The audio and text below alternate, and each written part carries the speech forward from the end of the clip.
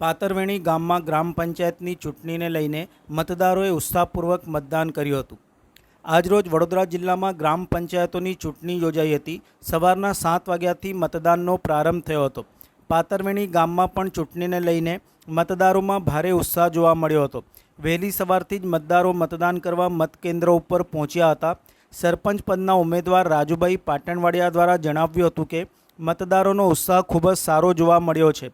ગામના વિવિધ વિકાસના કામો કરવાના છે તથા વિવિધ સરકારી યોજનાઓ લોકો સુધી પહોંચાડવાની છે। પહેલાં તો આપની ચેનલને ન્યૂઝ ચેનલને મારી શુભેચ્છા કે તમે અમારા ગામ સુધી ઇન્ટરવ્યૂ માટે આવ્યા। મેં પાતરવેણી ગ્રામ પંચાયતના સરપંચના ઉમેદવાર રાજુભાઈ પાટણવાડિયા તરીકે ઉમેદવારી નોંધાવી છે।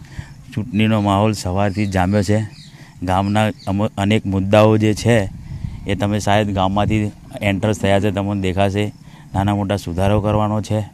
ગામમાં વ્યક્તિને નાનામાં નાના વ્યક્તિને કોઈપણ જાતની પ્રધાનમંત્રીશ્રીની યોજનાઓ એમની પાસે પહોંચે એ હેતુથી અમે આજે ઉમેદવારી નોંધાવી છે। સતીશભાઈ ઠાકોર જેઓ પાતરવેણી ગ્રામ પંચાયતની ચૂંટણીમાં સરપંચ પદે ઉમેદવારી નોંધાવી છે। આગલી ટર્મમાં પણ તેઓ સરપંચ રહી ચૂક્યા છે। જે ટર્મમાં પેવર બ્લોક, હેન્ડપંપ જેવા કામો તેઓએ કર્યા છે। તેઓએ ફરી એકવાર ચૂંટણી જીતવાનો આશાવાદ વ્યક્ત કર્યો હતો।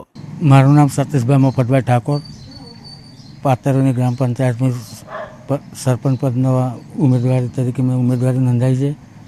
આગલી ટર્મમાં પણ હું સરપંચ રહી ચૂકેલો છું અને આ બીજી ટર્મમાં પણ મેં મારું સરપંચ પદનું ફોર્મ ભરેલું છે।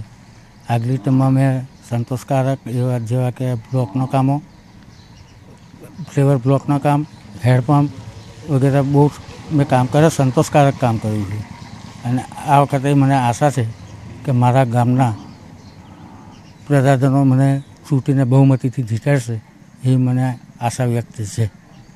હવે ગામમાં તો ખેતરમાં જવાના જે રસ્તા છે ખોદાઈ ગયા છે પૂરમાં, એને પૂરવાનો વિચાર છે અને બીજું કે આ જે રસ્તા ગામના જે મેન રોડ છે એને સમારકામ કરવાનું છે અને સાઈડમાં જે બ્લોક નાખવાના છે તે બાકી છે અને 2-3 કંઈક નાળા બનાવવાના છે એ બાકી છે, એ હું પૂર્ણ કરીશ।